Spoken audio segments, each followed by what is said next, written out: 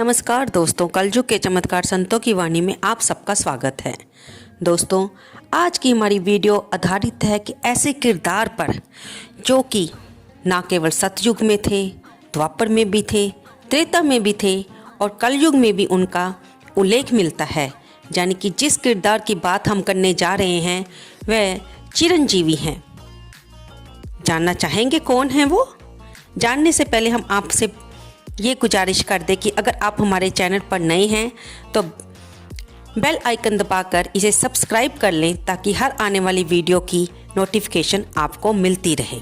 तो दोस्तों, हमारे आज के हीरो हैं जामवंत, जिसके बारे में हम सिर्फ इतना जानते हैं कि वे रामायण के एक किरदार थे जिन्होंने रावण के साथ श्री राम जी का युद्ध में श्री राम जी की सहायता की थी और पवन पुत्र हनुमान को उनकी शक्तियों की याद दिलाई थी।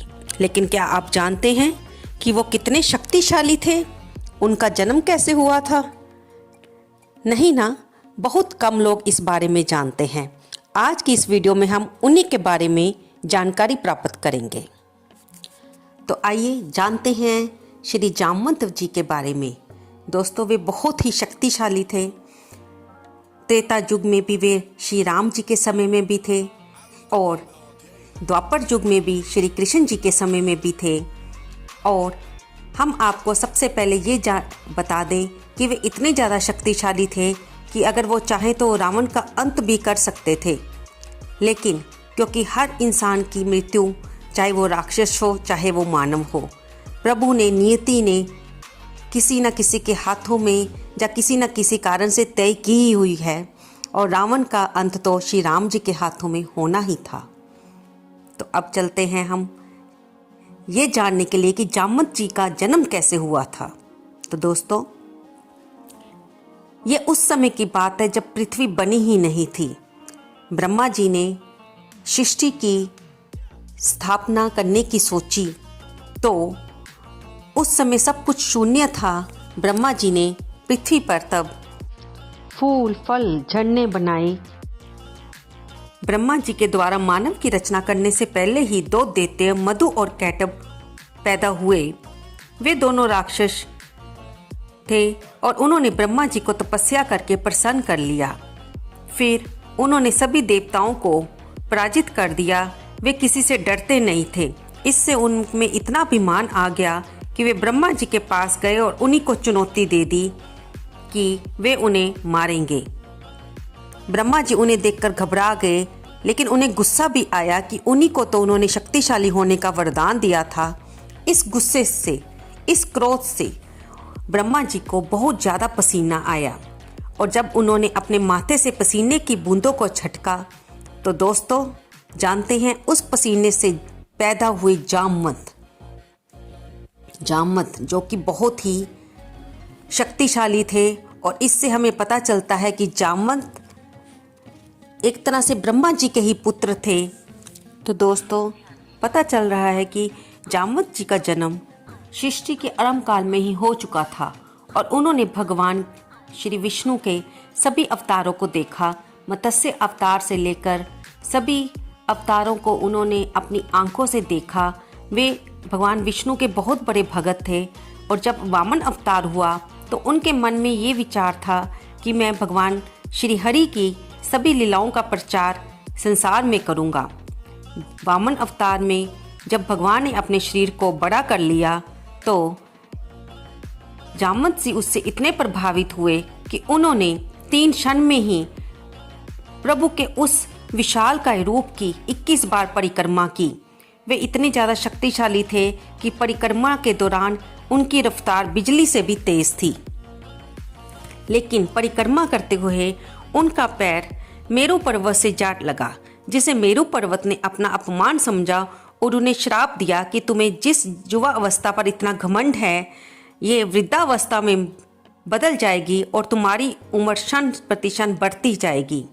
तो दोस्तों, तब से जामवंत का शरीर वृद्ध होना शुरू हो गया और उनकी उम्र बढ़ती गई। किष्किंधा कांड में भी जब सभी वानर अपनी अपनी शक्ति के बारे में बता रहे थे कि कोई कह रहा था कि मैं 30 योजन तक छलांग लगा सकता हूँ, कोई कह रहा था 50 योजन तक। तभी जामवंत जी ने उन सबको अपनी शक्तियों के बारे में भी बताया कि मैं 90 योजन तक छलांग लगा सकता हूँ, लेकिन क्योंकि ये समुद्र 100 योजन का है और इसको एक बार लांघना भी है और फिर वापस भी आना है, अब मेरे में इतना सामर्थ्य नहीं रहा और ये सामर्थ्य सिर्फ पवन पुत्र में है। और उन्होंने ही श्री बजरंग बली जी को उनकी शक्तियों के बारे में याद करवाया और जिससे उनकी शक्तियाँ वापस आ गई और वे समुद्र को लांघकर माँ सीता का पता लगाने के लिए तैयार हो गए। दोस्तों, कंब रामायण में और श्री रामचरितमानस दोनों में ही जामवंत जी का उल्लेख मिलता है और भगवत पुराण में भी ये उल्लेख मिलता है कि जब सत्यभामा के पिता सत्यजीत, जिनके पास हैमंतक नाम की एक मणि थी, जब उनका छोटा भाई उनसे लेकर जंगल में शिकार करने को गया तो एक शेर ने उसे मारकर वो मणि छीन ली। तब जामवंत जी वहाँ जंगल में ही रहते थे, उन्होंने शेर को मारकर मणि प्राप्त की और उसे अपनी पुत्री जामवंती को खेलने के लिए दे दिया। इधर सत्यजीत ने उस हैमंतक मणि को चोरी करने का इल्जाम भगवान कृष्ण पर लगाया। तब भगवान कृष्ण इसकी सच्चाई जानने के लिए जामवंत की गुफा में गए, जहाँ पर जामवंती उस मणि से खेल रही थी। जामवंत ने श्री कृष्ण भगवान जी के साथ 28 दिन युद्ध किया। कहते हैं उस समय जामवंत जी की आयु 6 मनवंतर के बराबर थी। युद्ध करते करते जब जामवंत जी को थकावट महसूस हुई, तब उन्होंने अपने प्रभु इष्ट देव श्री राम जी को याद किया। तब भगवान श्री कृष्ण ने उन्हें अपने राम रूप के दर्शन दिए। तब जामवंत जी को ये पता चला कि भगवान कृष्ण और भगवान राम में कोई अंतर नहीं है और प्रभु राम ने ही अब भगवान श्री कृष्ण का अवतार लिया है। तब भगवान श्री कृष्ण जी ने उन्हें ये भी बताया कि जब मेरा रावण के साथ राम रूप में युद्ध हो रहा था, तब तुम्हारे मन में ये जिज्ञासा जागी थी कि तुम मेरे साथ युद्ध करना चाहते हो, लेकिन क्योंकि उस समय अगर हम दोनों युद्ध करते तो सभी के मन में ये भाव आ जाता कि हम दोनों तो मित्र हैं और हम में युद्ध, ये सीख अच्छी नहीं लगती। इसलिए तुम्हारी इस इच्छा को पूरा करने के लिए मैंने अब कृष्ण रूप में तुम्हारे साथ युद्ध किया है। श्री रामचरितमानस में ये उल्लेख आता है कि जब राम रावण का युद्ध चल रहा था और जब रावण युद्ध करने आया और वह भालू रीछों को मारता जा रहा था, तब जामवंत जी को क्रोध आ गया। तब जामवंत जी ने दौड़कर रावण को थप्पड़ मारा और उसके सीने पर प्रहार किया। जब ऐसा करने से रावण मूर्छित हो गया और उसके सारथी को लगा कि अगर जामवंत ने एक और मुक्का रावण को मार दिया तो रावण बच नहीं पाएगा, इसलिए वह उसे युद्ध के मैदान से ले गया। जब इंद्रजीत को, जो कि रावण के पुत्र थे, ये सारी बात पता चली तो उन्हें बहुत क्रोध आया और उन्होंने कहा कि मैंने वृद्ध समझकर जामवंत को छोड़ दिया था, लेकिन अब मैं उसको नहीं छोड़ूंगा। मेघनाथ रावण से भी ज़्यादा शक्तिशाली था। वह जब युद्ध में आया तो उसने जामवंत पर शूल का प्रहार किया। वह शूल बिजली की गति से जामवंत की तरफ जा रहा था। तब जामवंत जी ने दोनों उंगलियों के बीच में पकड़कर उस शूल को वापस मेघनाथ की तरफ ही चला दिया। तो दोस्तों, इससे हमें जामवंत की शक्तियों का पता चलता है। जिस प्रकार भगवान शिव के रुद्र अवतार बजरंग बली थे, उसी तरह जामवंत जी भी ब्रह्मा जी के ही अवतार माने जाते हैं। अब बात आती है कि जामवंत, जिन्हें कि चिरंजीवी कहा जाता है, वे इस समय कहाँ हैं? क्या किसी ने उन्हें देखा है? तो दोस्तों, हम आपकी जानकारी के लिए ये बात बता दें कि उत्तर प्रदेश में बरेली के पास जामगढ़ नाम गांव में एक गुफा है, जिसमें ये माना जाता है कि जामवंत वहां पर रहते थे। उस गुफा में गणेश जी और जामवंत की मूर्ति है और कहा जाता है कि जामवंत जी वहां गणेश जी की पूजा करते थे और समय परिवर्तन के साथ वे वहां से चले गए और ऐसा माना जाता है कि हर साल ये दोनों मूर्तियाँ तिल तिल भर बढ़ती रहती हैं। इस समय ये उल्लेख आता है कि मध्य प्रदेश के रतलाम शहर में जामथल नाम का गांव है। वहां के लोगों का कहना है कि इस गांव को जामवंत जी ने ही स्थापित किया था और वहाँ पर एक गुफा है जिसमें ये माना जाता है कि जामवंत जी वहाँ पर रहते हैं। दोस्तों, अगर जामवंत जी वहाँ पर रहते हैं तो फिर हमारे मन में ये प्रश्न आता है कि उन्हें अब तक कोई देख क्यों नहीं पाया।